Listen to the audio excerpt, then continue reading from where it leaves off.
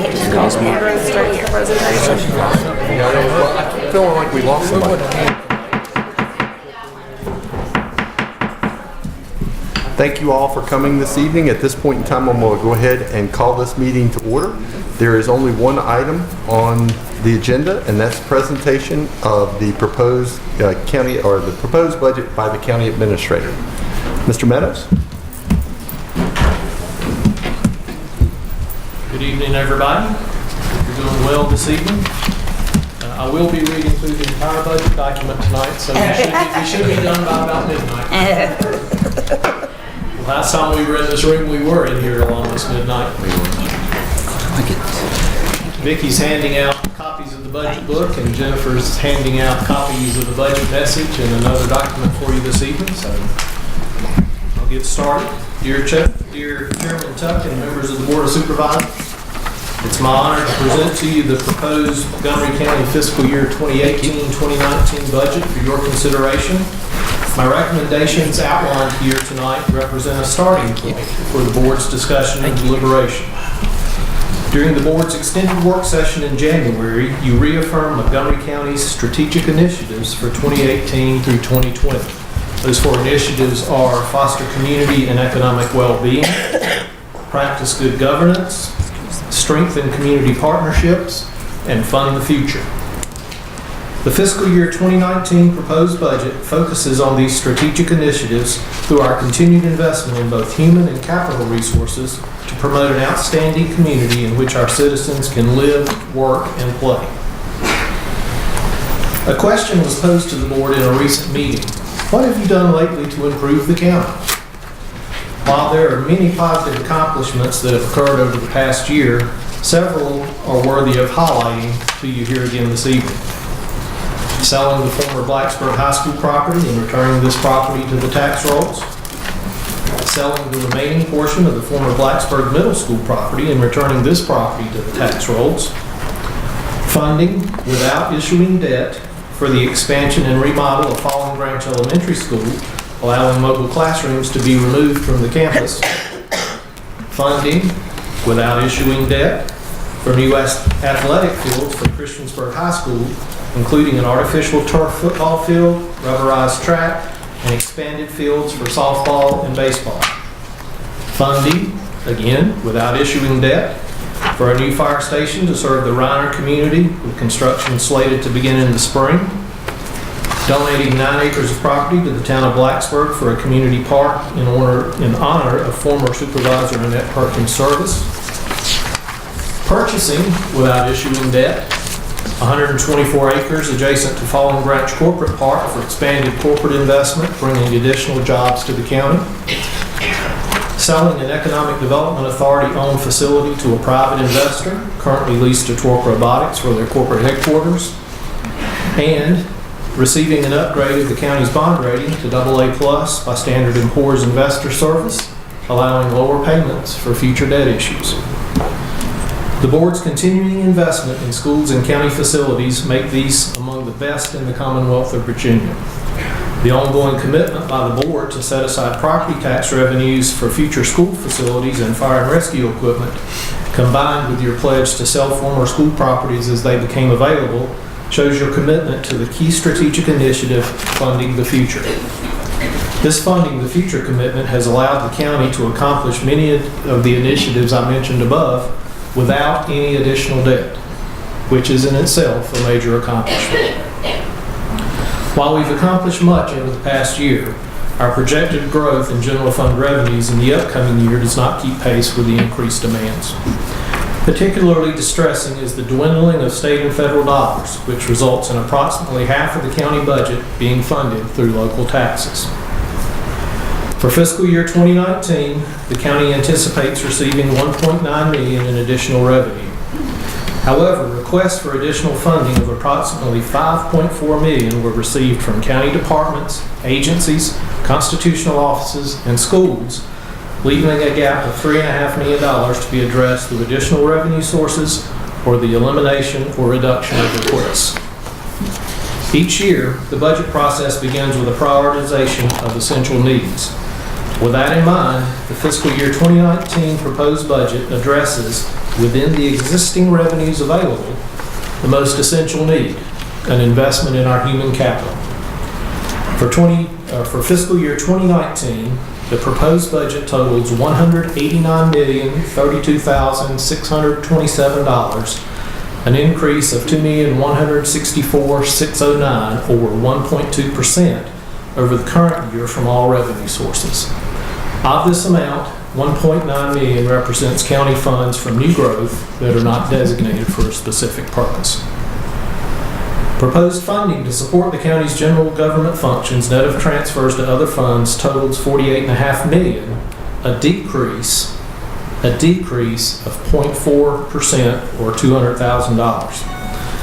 Funding for the school operating fund, net of transfers to other funds, totals $108.3 million, an increase from the current fiscal year of 2%, or $2.1 million. The proposed budget also includes the debt service fund, the school nutrition fund, the school capital fund, the county capital fund, the economic development authority, and the law library. For the upcoming fiscal year, I recommend that the county's real estate tax remain at 89 cents for the 6th consecutive year. I recommend that 2 cents of the 89-cent real estate tax rate continue to be earmarked for the school capital fund, and that 1 1/2 cent continue to support the future replacement of fire and rescue equipment. No changes are recommended to the county's personal property tax rates for the upcoming fiscal year. As has been stated by the superintendent in several meetings, the school request for added funds focuses primarily on increasing compensation for teachers. In fact, $2 million of the $2.3 million request is for compensation adjustments for teachers and staff. Of the $2.3 million in county funds requested by the schools, an increase of $1.5 million in additional general fund dollars is included in this proposal, which represents 79% of the available new county revenue. The proposed school budget also includes $642,100 for school buses, technology equipment, and capital improvements. As has been done in past years, the board may choose to provide these funds through a supplemental appropriation for these school capital needs following the end of the current fiscal year, assuming funds are available for allocation. Including the supplemental appropriation that I just mentioned, this budget would provide approximately 92% of the school's funding request for fiscal year 2019. For general government functions, $48.5 million is proposed, which covers 9 functional areas. Of the $1.9 million in new county revenue, approximately $400,000, or 21%, is allocated to these 9 general government functions. These 9 areas include funds that support 11 county departments, 5 constitutional offices, 3 agencies under separate boards, 4 court functions, 5 rescue squads, 5 fire departments, and 42 outside agencies. Of the 15 new full-time equivalent positions that were requested by county departments, constitutional offices, and agencies, the proposed budget includes only 1 new FTE. An attorney in the Commonwealth Attorney's Office is currently a grant-funded wage position with no benefits. The grant, combined with part-time monies within the Commonwealth's attorney's existing budget and $31,080 in new county funds, will support a new full-time position with benefits. Ultimately, the other 14 position requests are not recommended for funding due to the limitations of the revenue available. As part of the proposed fiscal year 19 budget, approximately $500,000 is recommended to be held for county employee compensation to allow for salary adjustments pending a new compensation and classification plan. Savings in the county's existing base budget from turnover and vacancies, lower benefit rates, and capturing dollars from one-time expenses during the current fiscal year have been directed toward funding this employee compensation. For the 5th consecutive year, the county does not anticipate an increase in our health insurance premiums. Our employees have worked diligently to minimize their health care expenses through their participation in wellness initiatives and the prudent use of their health and prescription drug benefits. To meet the demand for service for our employees, an extra wellness clinic day will be made available, which will provide 3 days of service for our employees each week. An issue raised in the last 2 weeks in light of recent national events is school security. A variety of solutions to this problem have been mentioned in the past week, ranging from armed security forces to more school resource officers. No funding request was developed or submitted during the budget process for school resource officers or other security staff in schools.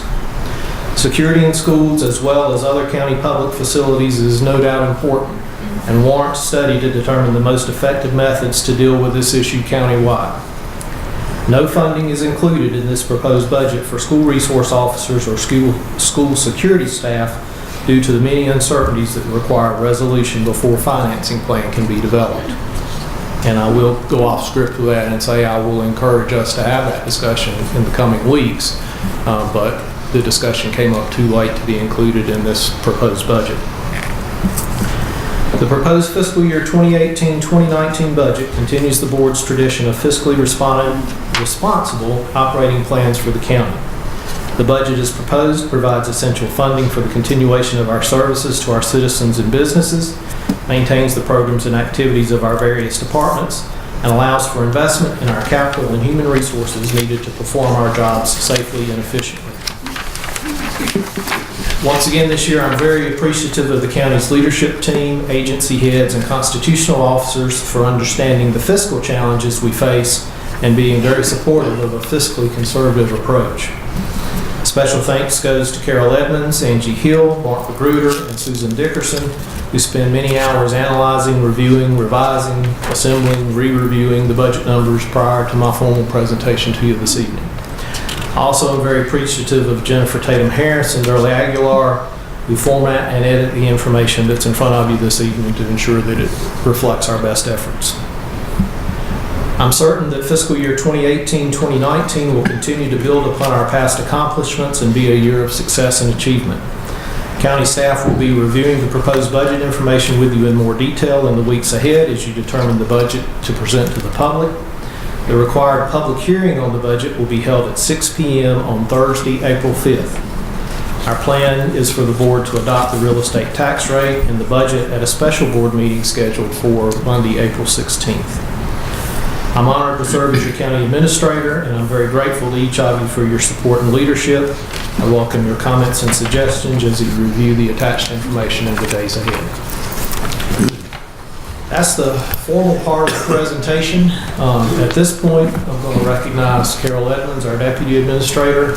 Carol has several slides that she's going to go through that will get into some of the numbers that I talked about in the message in a little bit more detail. And hopefully that'll provide some information that will be helpful.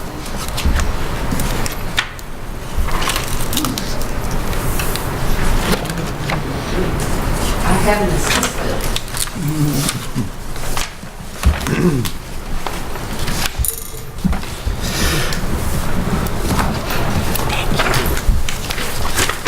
Thank you. A lot of what's in these slides are what Craig's already mentioned, so we'll have the broken record theory. We'll just say it over and over, and hopefully we all have a better understanding of what's in the 2019 budget. This is the part of the process where we try and frame out the big picture. You know, there's a lot of information in that book. There's a lot of numbers, and we can dive into the weeds from here on in, but I think it's useful to start with trying to frame where we are from a bigger conceptual level and then work from there forward. In order to do that, I'm going to start with where we left off last week. And this is the part where we look at what requests are and how much money we have available to fund those. The requests exceed the amount of funds available by 183%. And what the chart shows is the little amount in green is the dollars, and the big amount in red is the shortfall. The next piece is that we have initially started with revenue estimates of 1.7 million. Now we're looking at a larger number because Mark goes through a process and will continue to go through a process. And the very technical term for that is sweeping the corners. Because what you do is go back and look at every single revenue account and see what additional resources you can put to those estimates based on the latest information you have. From that point, it may not be a lot of dollars in each littler account, but when you add them all up, you get a couple of $100,000, and that's where we are now, from 1.7 to 1.9 million. Again, request minus 1.9 million is a $3.5 million shortfall. If you were to fund this with a real estate tax increase, it would be 4.5 cents. And 1 cent on the real estate tax rate is $775,000. The question was asked at the last meeting, how much more money is that than last year, which I got wrong when I answered it off the top of my head. So let me fix that. It's $13,000. And I hope that's right, Mark.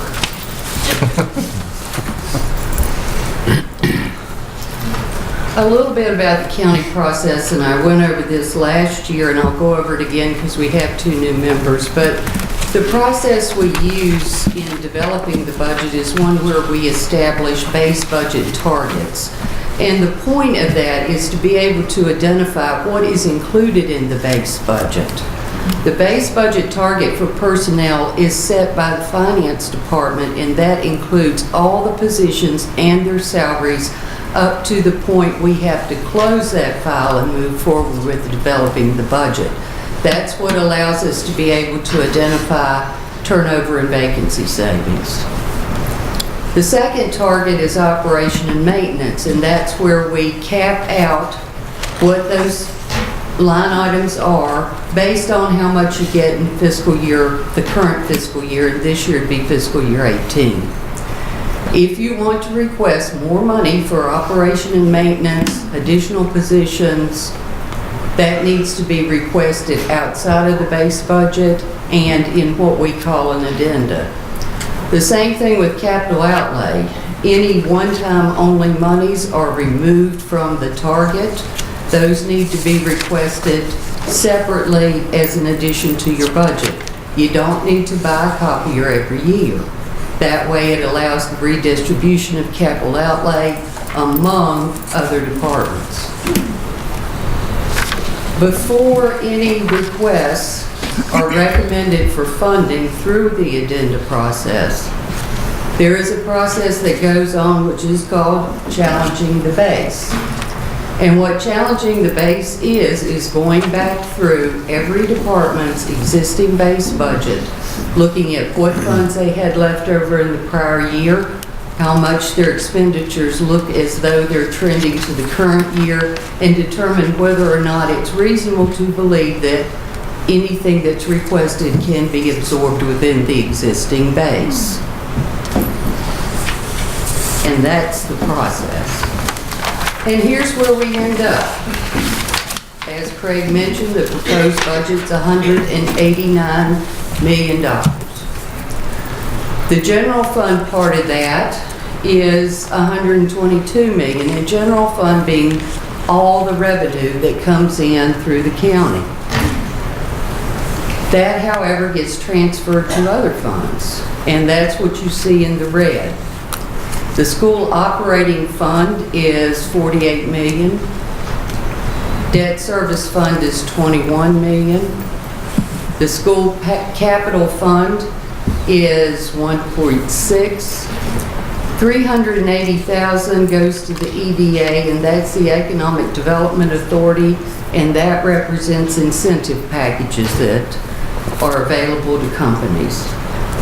The county capital fund is now at $2.3 million, and that's showing an increase, but it is not an increase out of new funds, because in fiscal year 18, monies were provided for Parks and Rec to support parks and recreational fields in eastern Montgomery and Auburn. That was included in the general fund. It was moved to the capital fund through a resolution, so the technical piece of that is having it show again in the capital fund. The same thing with the remainder of that was for IT infrastructure projects. That again is showing up as a transfer to the capital fund, but it is not of new money. It is money that was approved and appropriated in the current fiscal year.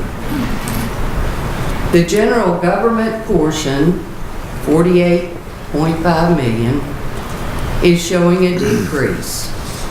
However, that takes into account the transfers to the other funds. School operating fund in total is $108.3 million. That is an increase from the budgeted amount in the current year of $2.1 million. You see school nutrition, again, we've talked about the county capital fund, the debt service fund, and others. The important piece, I think, that everyone wants to know, as well as Craig's already mentioned it once, but bears repeating again, out of the $1.9 million, 1.5 is earmarked for schools in this budget. That's 79% of the total amount. $400,000 has gone to support county functions, and that's 21% of the total. And you've seen these a lot. Where does it come from? Well, I always start with the piece that says designated 43%, because I know I've been here a long time, but I can remember when that percentage was 54 and 57. It's now down to 43%, and it represents largely state, federal, and other funds. And as Craig mentioned earlier before, local property taxes are supporting now 50% of this budget.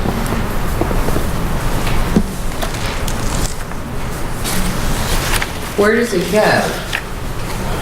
All school funds together are 60%. If you add school debt service to that, it's 70%. The remaining functions you see up there, the general fund, county capital, and county debt, is 30%.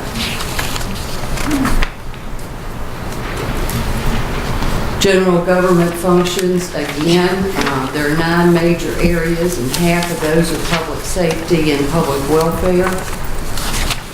However, it supports 11 departments, 5 constitutional offices, 3 agencies under separate boards, 5 fire departments, 5 rescue squads, 4 court functions, and 42 outside agencies, many of which are mandated.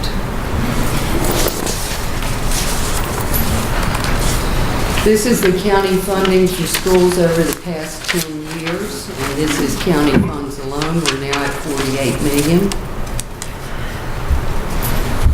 Some major highlights, and again, I'm not going to spend a lot of time on these because Craig's mentioned most of them. Compensation classification plan. These are funds that we're looking to earmark with what we already included in the base to support a new plan. I'm sure the question is, how do you know it's 506,169? Well, we don't. And what we did was, what we do in many cases, is take the savings we've identified in the base budget and directed 100% of that savings toward employee compensation. Then the number worked out to be 506,169, and that's the amount of funds we've directed toward compensation. Again, Craig talked about the position. The only one that's funded is, grant-funded position in Commonwealth Attorney's Office. The new county funds going to that are about $31,000. The balance of the monies to make that a full-time position come from the grant and come from part-time monies already in the Commonwealth Attorney's budget. There is an increase in funds for fire and rescue departments of about $53,000. The other items you see on here are largely for technology-related software maintenance contracts or expanding software licenses. The great thing about technology is you can do a whole lot of things with it, and it makes it really easy for a lot of citizens when you can fill out forms online. You can have electronic signatures. But what that also does is cause you to need additional bandwidth, and you also need to have cybersecurity these days to make sure that the information's safe. And as you go down through these, you can see that's what the majority of those things are for. There's also money for items that the sheriff needs. There's $26,000 that goes to the 2 cents for the real estate tax rate. That's the increase per penny that goes to school capital.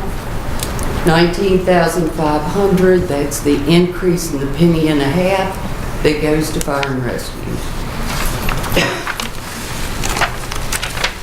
Next steps, we can have a work session next Monday.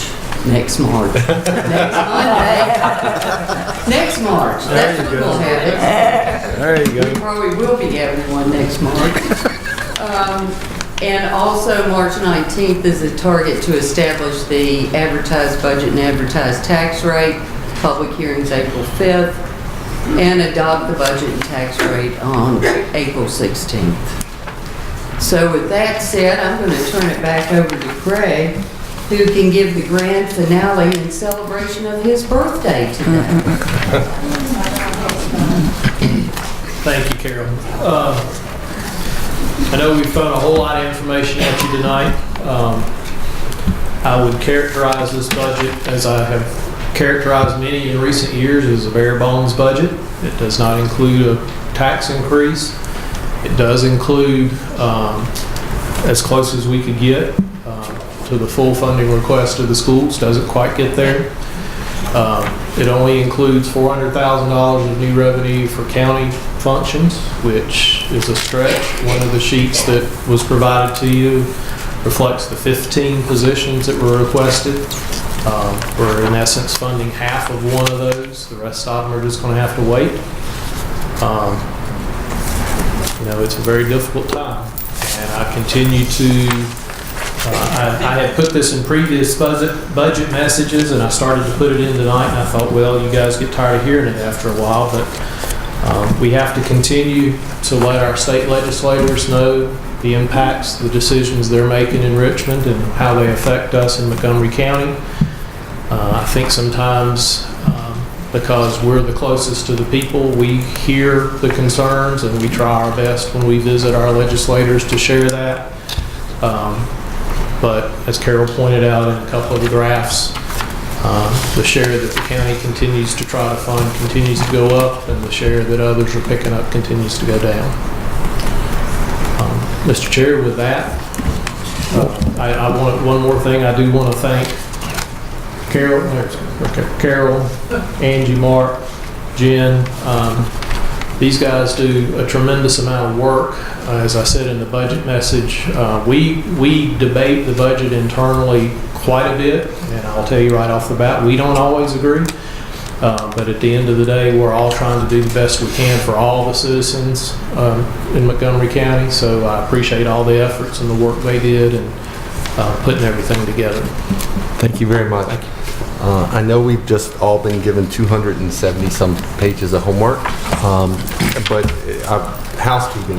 Me personally, I think that work session is required on March the 12th because my plan is to work on it this weekend and email staff as many questions as I possibly can going through the week, but also copying y'all on the questions I have so staff is not reinventing the wheel, and then you can see some of the answers. And I wanted to tag into that. I had it written down and still forgot to say it. As you go through the budget, because I know Sarah's new and Steve's new on the board this year, the best way to get a lot of information out to all of you is when you have questions, if you'll email those questions to us, that way we can make sure we know the right answer and can share that with you. And if one asks the question, we answer all 7 of you, because if one's curious about it, we assume the rest of you may want to know that too. So it helps kind of keep it all in one place and keep it focused so we can keep a running tally of what we've tried to answer as well. Thank you. I assume I am not the only one who thinks that work session, is everybody in favor of that? Yes. Okay. And like I said, that covers, and then we'll be on schedule with the March 19th and then public hearing on the budget. Is everyone okay with those next steps? All right. Well, here's to our homework. Is there anything else that anyone wants to bring up this evening? I just have one question about the school security. Of course, I'm concerned about with the Montgomery County educational funding. I really want to know how what's recommended in the budget will affect their proposal to help with their salaries. So that would be one question that I would want answered. So I'll just make it public. And the other thing about the school security, I'm sort of concerned about that there's no money in the budget for, like, let's say that, you know, people come together and a recommendation is made that's, you know, causes a cost to be involved. Then how in the world would we fund it if there's nothing in the budget to fund it before next year? That's something the board will have to discuss as you go through this process. I think that will have to be brought up during the work session. Okay, so that would be another question I would have. Those are the only two things. There is no funding at this time. The numbers that we saw based on some estimates of what could be done went all over the place, and there was no way to plug a number in because this board's not giving any direction to the schools yet as to what they want to see. So there's got to be quite a bit of discussion about that issue and some conclusions drawn before that number's known. And this is one of the questions I've got to my fellow colleagues. Do we want to invite Dr. Meyer to address us at the work session on the 12th? Yes. Or invite him on the 19th? Which would y'all, the 12th? 12th. Okay. Yeah, because the 19th is too late. Okay. All right. And well, I was thinking before we vote on the advertised tax rate, not after. So Dr. Meyer, would you be available? Okay. All right. So we'll make him part of the work session in his presentation. Does that sound good to everyone? I'd just like to say something just really quick, and bear with me, I apologize, I've been sick, so I sound a little scratchy. Bye. I am disappointed that we haven't fully funded the school's request, and I guess just the point that I would like to make is I don't like using the words bare bones when talking about funding county operations or public schools.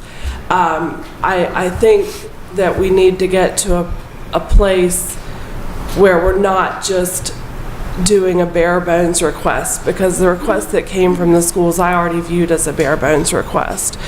So this should be an interesting time moving forward in the next couple of meetings, but I am disappointed to see that the school board's funding request is not fully funded, because I viewed that as a bare minimum request to begin with.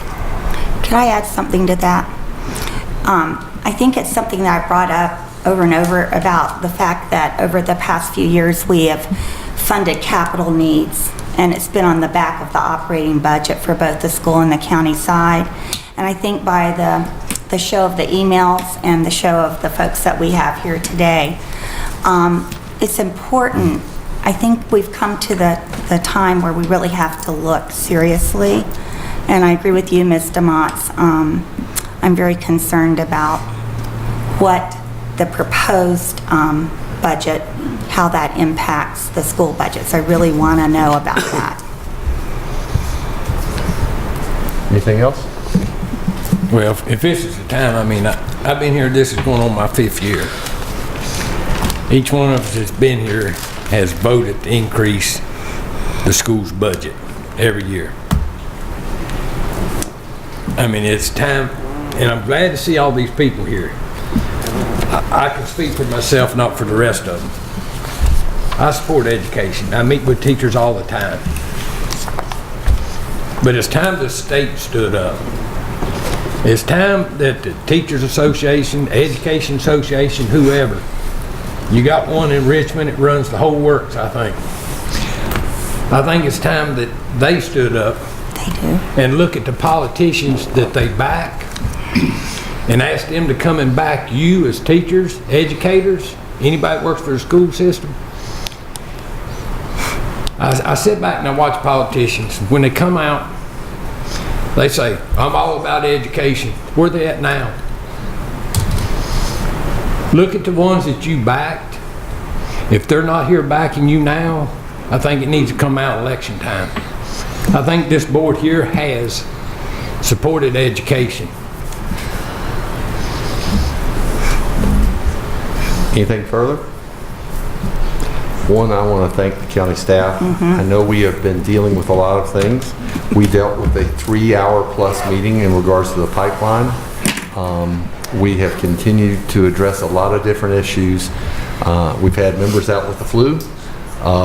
Mark's been hit by a car and has lived to tell about it. So I'm greatly appreciative of all the efforts of the staff to put this together, and now it's our job to start using this to figure out which direction this county's going to go in. There being nothing further Chris, before... can I say something? Sure. I'm sorry, I didn't catch it before you were wrapping up. I'd love to see all the signs put up, if you would.